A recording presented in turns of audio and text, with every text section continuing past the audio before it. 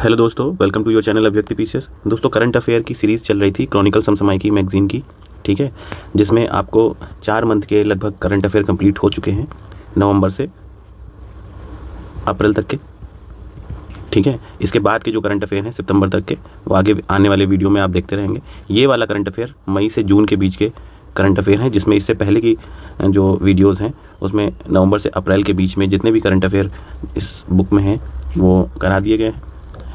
आज 1 से लेकर लगभग 50 तक के जो करंट अफेयर हैं वो इस वीडियो में कराए जाएंगे, बाकी नेक्स्ट सेकंड वीडियो में आपको मिलेंगे, ठीक है। तो करते रहिए इन करंट अफेयर को रिवीजन मोड में, ठीक। बाकी एग्ज़ाम से पहले कुछ मैगजीन्स आएंगी तो उन पे आप जो है इस तरह के क्वेश्चन देखने को मिलेंगे भी और रिवीजन भी हो जाएगा, ठीक है। तो चलिए फिर स्टार्ट करते हैं आज का क्वेश्चन। तो पहला क्वेश्चन कह रहा है कि कौन सा देश 26 जून 2024 को अंतर्राष्ट्रीय सौर गठबंधन, ठीक है, ISA इंटरनेशनल सोलर अलायंस का 100वां आधिकारिक सदस्य बन गया, ठीक है। तो सोलर अलायंस के बारे में आप जानते ही हैं, फ्रांस और इंडिया ने मिलकर के जो है ये जो है ग्रुप बनाया था, ठीक है। और हाल ही में अभी 100वां जो आधिकारिक सदस्य जुड़ा हुआ है वो कौन बना हुआ है? पराग्वे, ठीक है।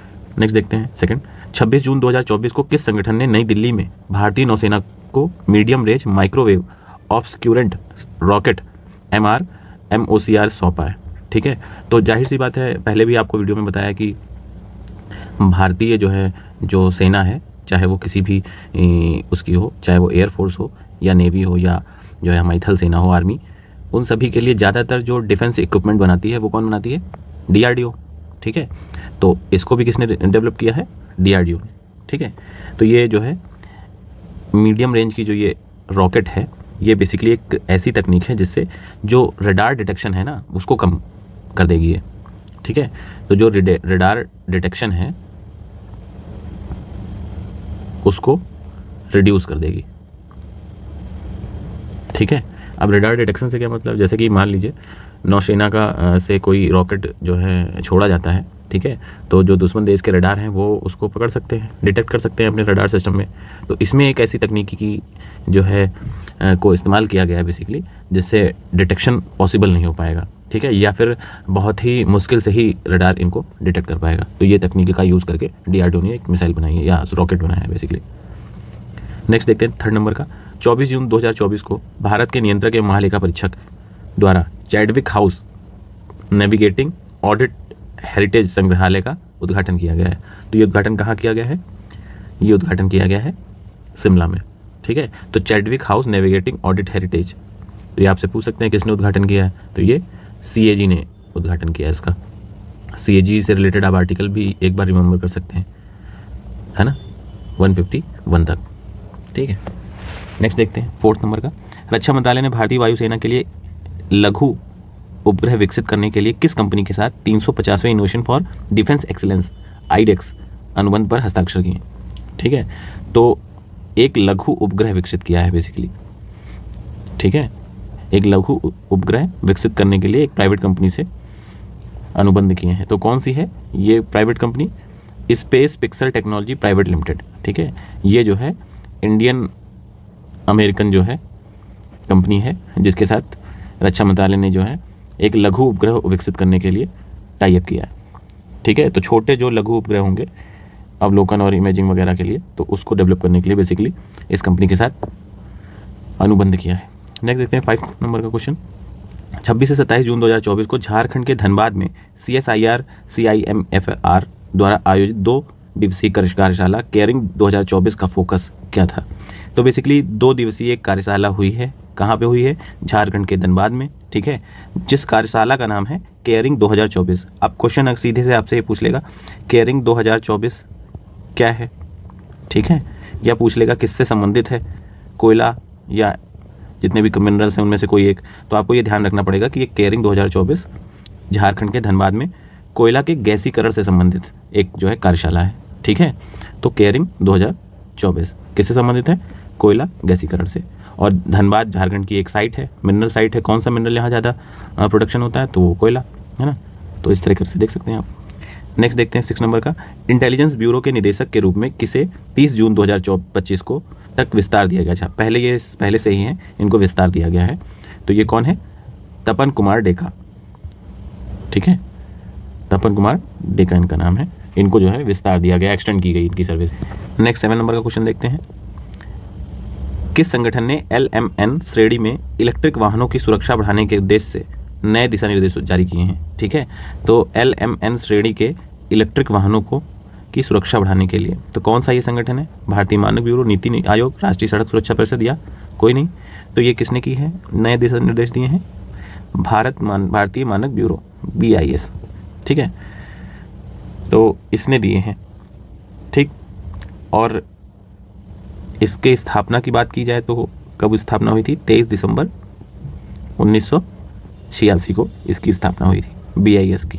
ठीक है, और इसका काम क्या है? इसका काम है जो भी वस्तुएं हैं, ठीक है, उनके मानकीकरण का काम है, लेबलिंग का काम होता है। ठीक है, और गुणवत्ता कैसी है इसका प्रमाणीकरण बेसिकली ये करता है। तो यहाँ पर जो LMN श्रेणियों में जो इलेक्ट्रिक वाहन हैं, ठीक है, उनकी सुरक्षा बढ़ाने के उद्देश्य से दिशा निर्देश दिए हैं। किसने? BIS ने। ये प्रमाणीकरण जब करता है, ऑथराइजेशन देता है, तो जाहिर सी बात है कुछ ना कुछ दिशा निर्देश दे ही सकता है। तो ये BIS है। ठीक, 8 नंबर का क्वेश्चन देखते हैं। 24 जून 2024 को कूटनीति में महिलाओं के लिए अंतर्राष्ट्रीय दिवस। ठीक है, तो थोड़ा सा अलग सा ये दिवस है, तो मे बी इम्पॉर्टेंट हो जाता है, पूछा जा सकता है। ठीक है, तो ये जो है का विषय क्या था ये हमें बताना है। तो इसका विषय क्या था? इसका विषय है, नेक्स्ट स्लाइड में भी कुछ ऑप्शन दे रखे हैं। ठीक है, लेकिन इसका आंसर क्या हो जाएगा? बहुपक्षीय कूटनीति में महिला नेतृत्व, यही इसका विषय है, ऑप्शन नंबर A। ठीक है, अब ये जो महिलाओं के लिए जो कूटनीति अंतर्राष्ट्रीय दिवस है, ये शुरू किसने किया था? तो इसकी स्थापना किसने की थी बेसिकली, पहले तो ये जान लेते हैं। तो यूनाइटेड नेशन की जो महासभा है, असेंबली है, ठीक है, उसके द्वारा इसे 2022 में शुरू किया गया था। ठीक है, और क्यों शुरू किया गया था? कूटनीतिक क्षेत्र में महिलाओं के नेतृत्व और योगदान के लिए इसको मनाया जाता है। ठीक है, तो ये बेसिकली इसका काम था, और UN महासभा, UN असेंबली ने जो है इसे स्थापित किया था या शुरू किया था, ये कह लीजिए आप।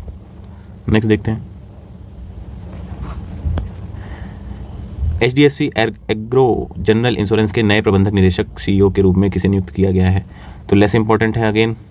ठीक, तो बहुत ज़्यादा ध्यान देने की जरूरत नहीं है, पर आंसर आप देख लीजिए, अनुज त्यागी को। नेक्स्ट 10वां देखते हैं। किस मंत्रालय ने नाबालिगों और युवाओं को तंबाकू के सेवन से बचाने के लिए तंबाकू मुक्त शैक्षणिक संस्थान स्थापित करने के दिशा निर्देश दिए हैं? तो जाहिर सी बात है स्वास्थ्य से संबंधित है, और ऑप्शन में और जितने भी अन्य ऑप्शन हैं उनसे ज़्यादा अप्रोप्रिएट तो यही लगता है, और यही है भी यहाँ पे आंसर। हालांकि हमेशा ज़रूरी नहीं है कि ऐसा ही आंसर हो, लेकिन यहाँ पे यही है। स्वास्थ्य एवं परिवार कल्याण मंत्रालय ने तंबाकू मुक्त शैक्षणिक संस्थान स्थापित करने के लिए दिशा निर्देश दिए हैं।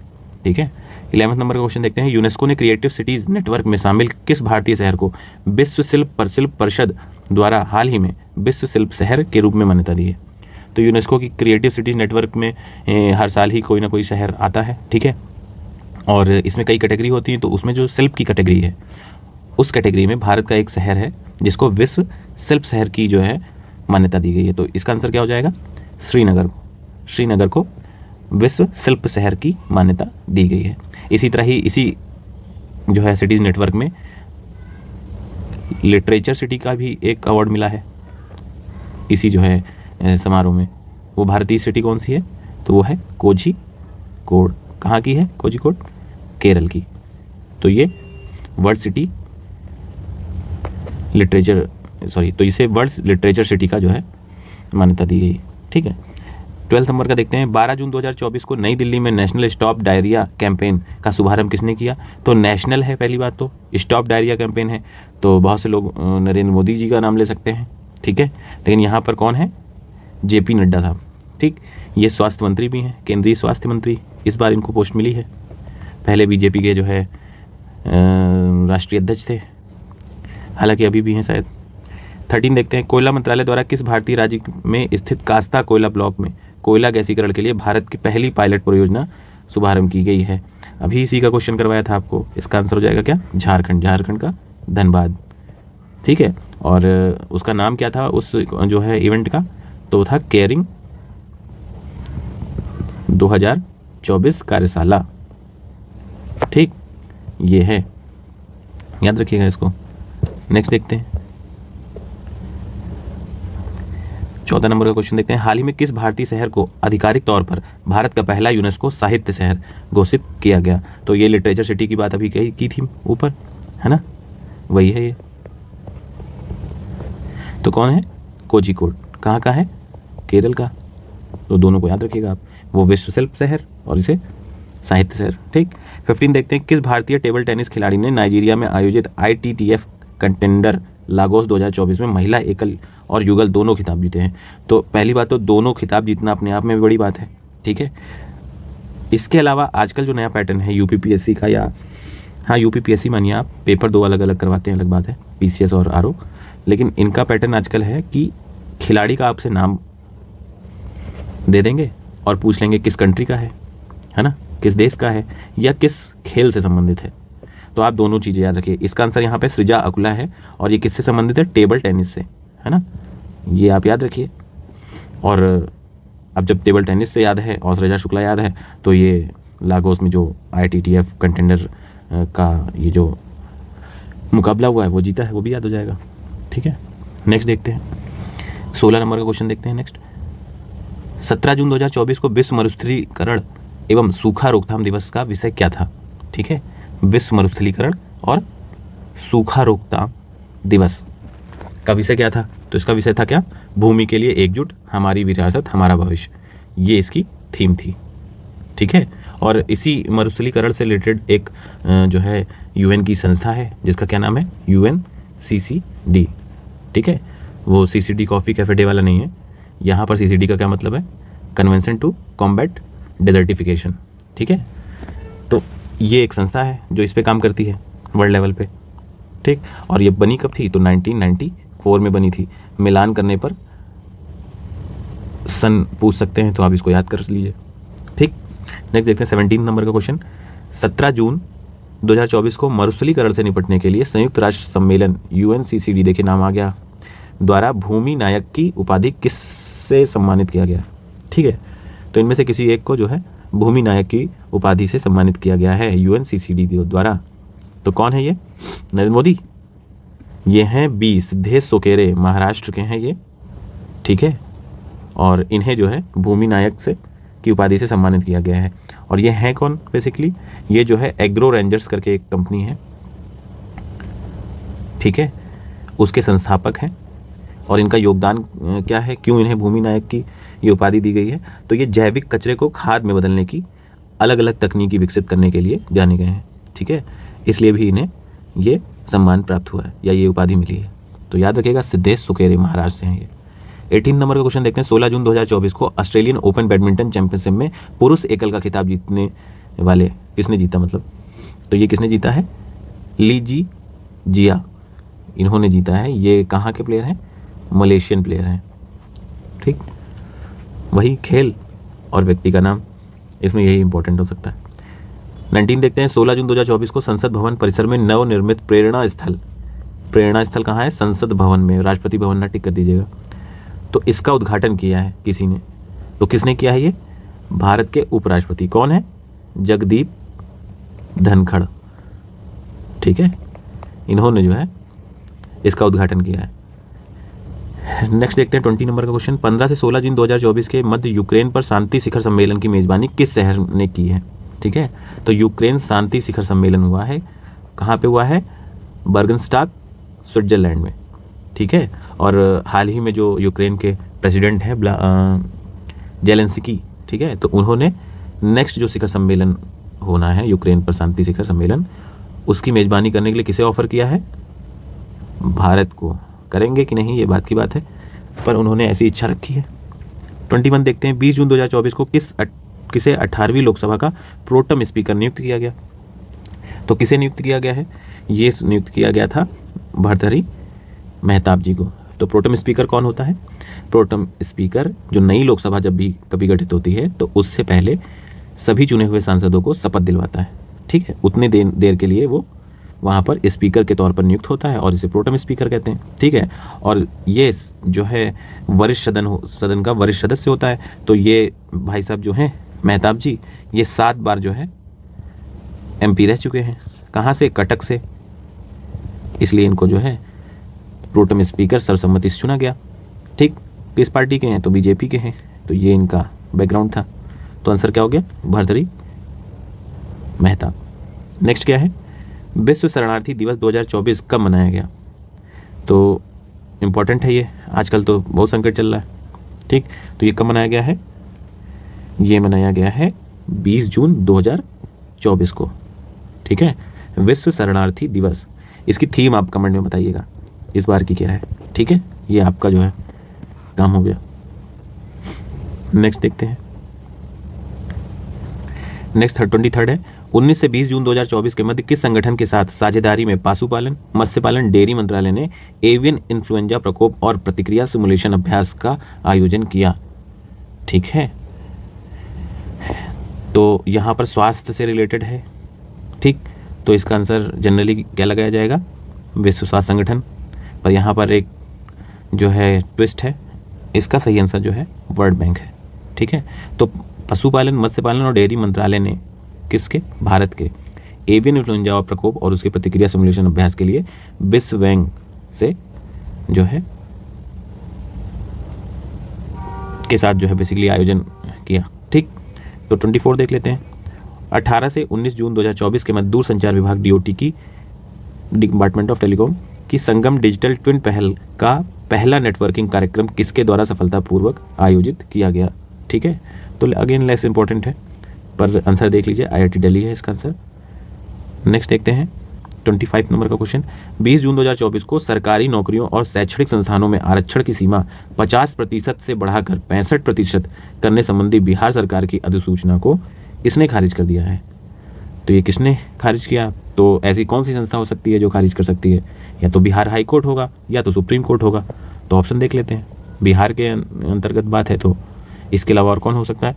तो यहाँ पर आंसर क्या है, पटना हाई कोर्ट, ठीक। पटना हाई कोर्ट ने आरक्षण की सीमा 50% से ऊपर के लिए बिहार सरकार के फैसले को यानी अधिसूचना को खारिज कर दिया है। 26 देखते हैं, क्योंकि आप जानते हैं 50% से ऊपर जो है रिजर्वेशन की पॉलिसी जो है नहीं है हमारे जो संविधान में क्या कई सुप्रीम कोर्ट के निर्णयों में ये जो है जजमेंट निकल के आया कि 50% से ऊपर नहीं होनी चाहिए। तो ऐसे में अगर कोई राज्य 50% से ऊपर अपने ही राज्य के लोगों को आरक्षण देता है तो फिर कई मौलिक अधिकार सामने आने लगेंगे, तो इसलिए भी। खैर 30 मई 2024 को भारतीय रिजर्व बैंक RBI द्वारा जारी वार्षिक रिपोर्ट 2023-24 के अनुसार वित्तीय वर्ष 2024-25 के लिए, अभी क्या है 2024-25 आपका चल रहा है, ठीक है। तो इस 2024-25 के लिए भारतीय अर्थव्यवस्था की जो अनुमानित वृद्धि है ना, अनुमानित वृद्धि है, जब ये कंप्लीट होगा तभी आपको पता चलेगा। तो इन्होंने अनुमान लगाया किसने, RBI ने, कि अर्थव्यवस्था जो भारतीय अर्थव्यवस्था है उसकी वृद्धि दर कितनी होगी, तो ये है 7%, ठीक है। इसी तरीके से कई अन्य बॉडीज़ हैं, जैसे IMF है, वर्ल्ड बैंक है, UNCTAD है, इसके पहले के जो भी वीडियो पहले के हैं उनमें ये आते रहे हैं, उन्होंने भी अनुमान लगाया है। तो मैच करने को में भी पूछ सकता है, एक तरफ जो है संस्थाओं का नाम दिया हो और दूसरी तरफ प्रतिशत दिया हो, तो आप इसके लिए तैयार रहिए, ठीक है। चलिए नेक्स्ट देखते हैं, 27 नंबर का क्वेश्चन देखते हैं। 30 मई 2024 को किस भारतीय अंतरिक्ष स्टार्टअप ने विश्व के पहले single piece 3D printed rocket engine द्वारा संचालित अपना पहला उपकक्षीय परीक्षण वाहन सफलतापूर्वक लॉन्च किया गया, ठीक। तो भारतीय अंतरिक्ष स्टार्टअप कोई कंपनी है, जाहिर सी बात है, ठीक है, तो निजी कंपनी ही होगी। और उसने किया क्या है, पहला single piece 3D printed rocket बनाया है, ठीक है। तो 3D प्रिंटेड रॉकेट बनाया है, तो इसका आंसर क्या हो जाएगा, किसने बनाया है, तो ये बनाया है अग्निकुल कॉस्मोस ने, ठीक है। तो SpaceX आप जानते हैं USA की कंपनी है, एलन मस्क का नाम आपने सुना होगा। ब्लू ओरिजिन भी आप जानते ही होंगे, जेफ बेजोस की है, ठीक है।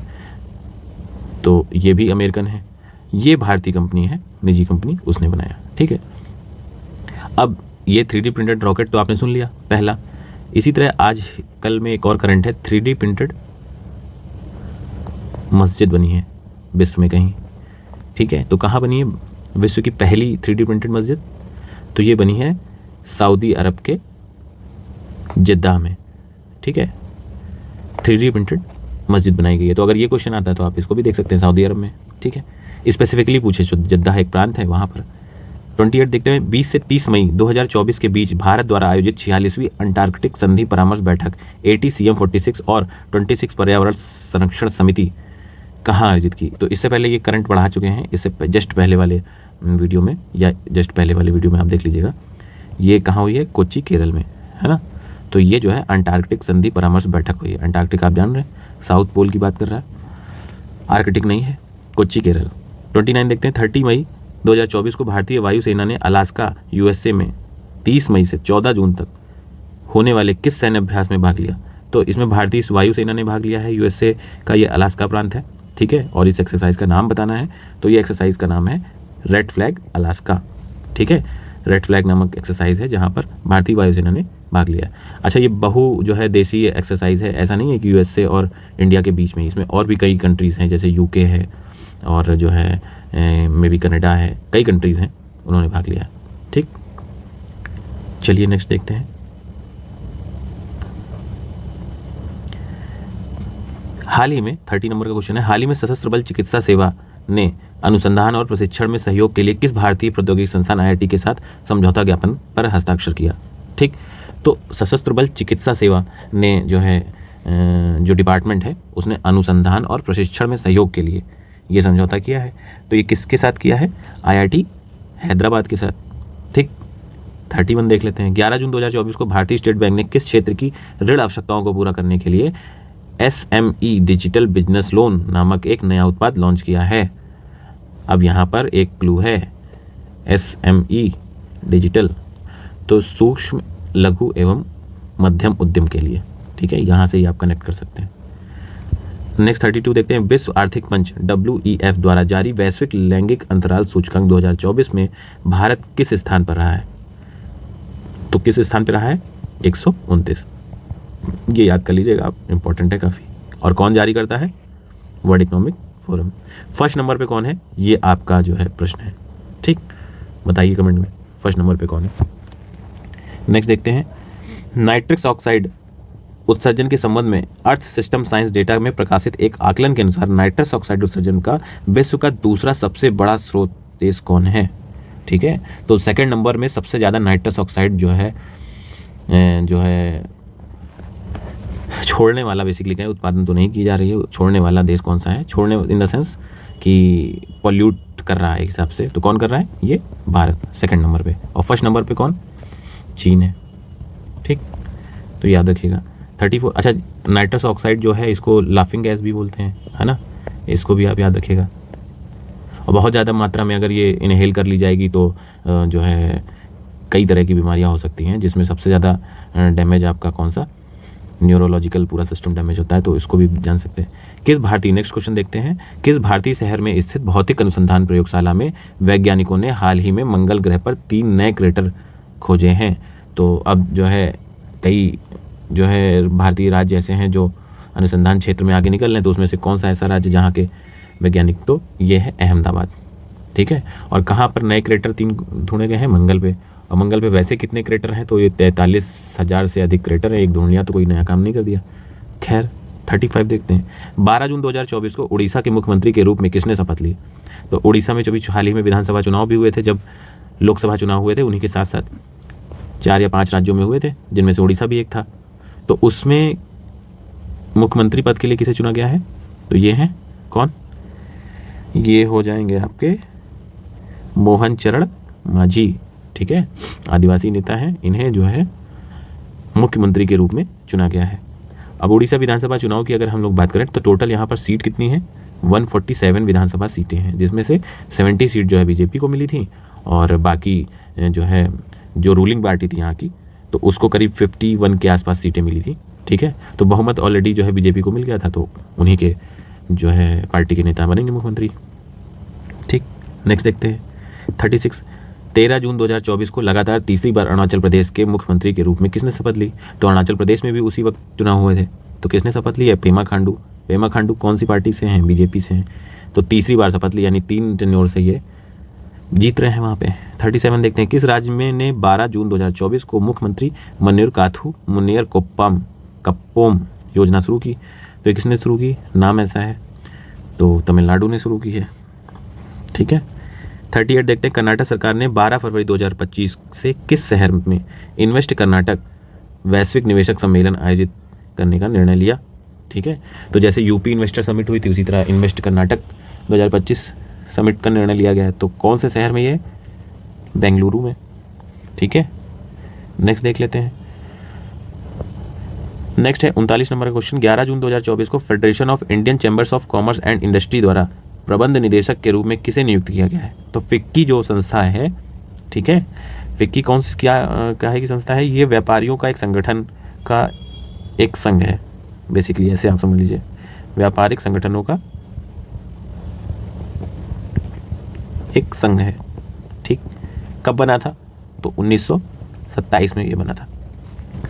तो 1927 में बना था और इसके प्रबंध निदेशक कौन नियुक्त हुए हैं? तो ज्योति विज को जो है इसका प्रबंध निदेशक चुना गया। ठीक, अच्छा, इसके बारे में एक जो है हिस्टोरिक बैकग्राउंड ये है कि जब 1927 में इसका गठन किया गया था तो गांधी जी ने जो है बेसिकली इसके गठन के लिए किसे कहा था? जीडी बिरला साहब को। ठीक है, जीडी बिरला साहब को इसके गठन के लिए स्वयं गांधी जी ने कहा था। तो ये बैकग्राउंड है छोटा सा। नेक्स्ट देखते हैं।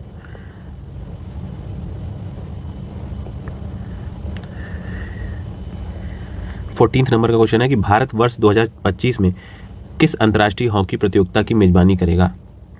ठीक है, तो ये किसकी मेजबानी करेगा? जूनियर हॉकी विश्व कप की। कब करेगा? 2025 में। नेक्स्ट 41।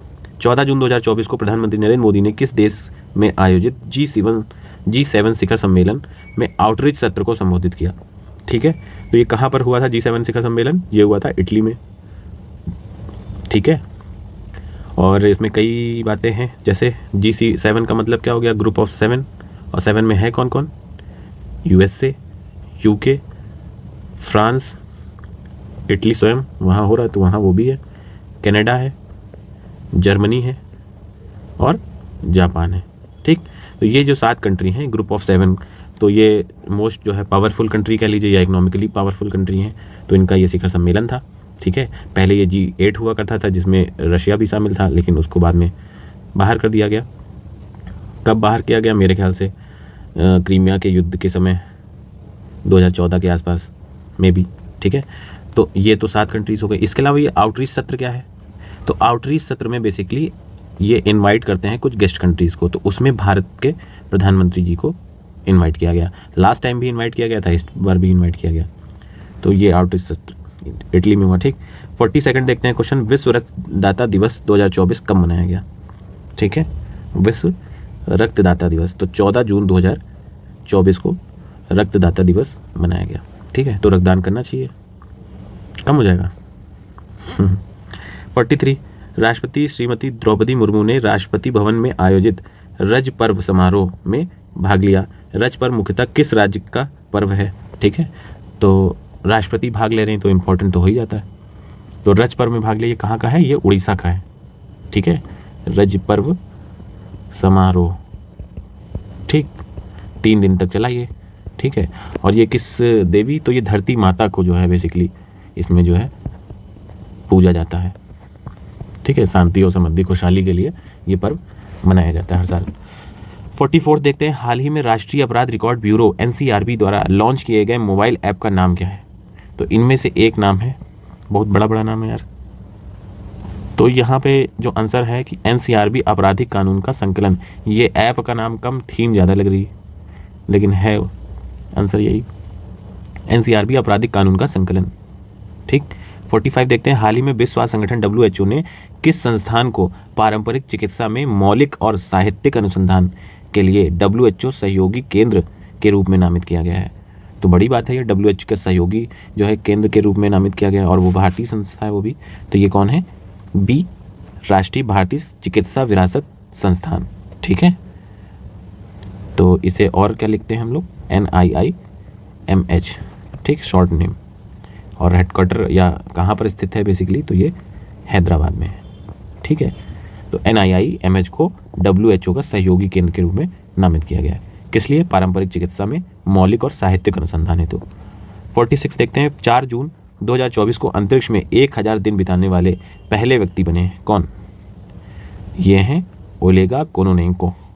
ठीक है, ये जो है पहले व्यक्ति हैं जो 1000 दिन तक अंतरिक्ष में रहे। इससे पहले भी कुछ लोग रहे हैं, तो वो 800 के आसपास थे, इन्होंने रिकॉर्ड तोड़ दिया है। ठीक है, नेक्स्ट देखते हैं 47। 5 जून 2024 को बिहार के किन 2 पक्षी अभ्यारण्यों को रामसर कन्वेंशन के तहत अंतर्राष्ट्रीय महत्व के वेटलैंड की सूची में शामिल किया गया है। ठीक है, तो 2 अभ्यारण्य इस बार शामिल हुए हैं, तो ये कौन है, नागी पक्षी अभ्यारण्य और नकटी पक्षी अभ्यारण्य। ठीक है, इनकी लोकेशन बिहार में कहाँ है, कमेंट में बताइए, कुछ अपने आप से भी काम कर लीजिए। 48 है, 5 जून 2024 को NPCI इंटरनेशनल पेमेंट लिमिटेड ने पेरू में UPI के समान वास्तविक समय भुगतान प्रणाली को सक्षम करने के लिए पेरू के किस केंद्रीय बैंक के साथ साझेदारी की है। तो पेरू के साथ साझेदारी NPCI भारतीय भुगतान निगम कर रहा है। बड़ी बात है ये तो। ठीक है, हालांकि पेरू बहुत बड़ी कंट्री है, ऐसा नहीं है, लेकिन भारत के बाहर भी अगर डेवलप करने में सहयोग कर रहा है तो ये बड़ी बात है। तो ये कौन सा बैंक है, तो central reserve bank of Peru के साथ NPCI ने ये साझेदारी की घोषणा की है। और NPCI कब बना भारत में, 2008 में। ठीक है, RBI और बैंक बोर्ड ब्यूरो नहीं, IBA, ठीक, इंडियन बैंक एसोसिएशन, इन दोनों की जो है ये पहल है। 49 देखते हैं, 5 जून 2024 को कौन सी महिला परीक्षण उड़ान के दौरान एक नए अंतरिक्ष यान का संचालन करने वाली पहली महिला बनी है। ठीक है, तो महिला परीक्षण उड़ान के दौरान नए अंतरिक्ष यान में इन्होंने संचालन किया है, तो ये है सुनीता विलियम। इस वक्त शायद फंसी हुई हैं, वापसी नहीं हो पा रही है, कोशिश की जा रही लगातार नासा और अदर प्लेयर्स के द्वारा। ठीक है, तो कौन है, सुनीता विलियम्स। 50 देखते हैं, हाल ही में सानिया मल्होत्रा ने किस फिल्म में अपने असाधारण प्रदर्शन के लिए न्यूयॉर्क इंडियन फिल्म फेस्टिवल 2024 में सर्वश्रेष्ठ अभिनेत्री का पुरस्कार जीता। तो ये क्या है, मैसेज। ठीक है, तो मैसेज फिल्म के लिए सानिया मल्होत्रा ने ये अवार्ड जीता है। तो ये आपके जो है 50 क्वेश्चन जो है होते हैं किसके, 25 मई से 26 जून तक के। ठीक है, इसके बाद 50 से लेकर के 100 तक जो MCQs हैं उसको नेक्स्ट वीडियो में करा दी जाएगा। ठीक है, तब तक आप इसका रिवीजन करते रहिए और जो एक्स्ट्रा इन्फॉर्मेशन है उसको भी ग्रैब करते रहिए। इसके अलावा पहले के जो प्रीवियस वीडियो हैं उनको भी आप देख सकते हैं और लगातार लगभग 1 साल का जो करंट अफेयर है इस तरह के फॉर्मेट में आप रिवीजन मोड में सुन सकते हैं। ठीक, चलिए फिर मिलते हैं तब तक नए वीडियो में, और जो भी क्वेश्चन आपसे पूछें उनको कमेंट में बताइए। चलिए फिर, जय हिंद।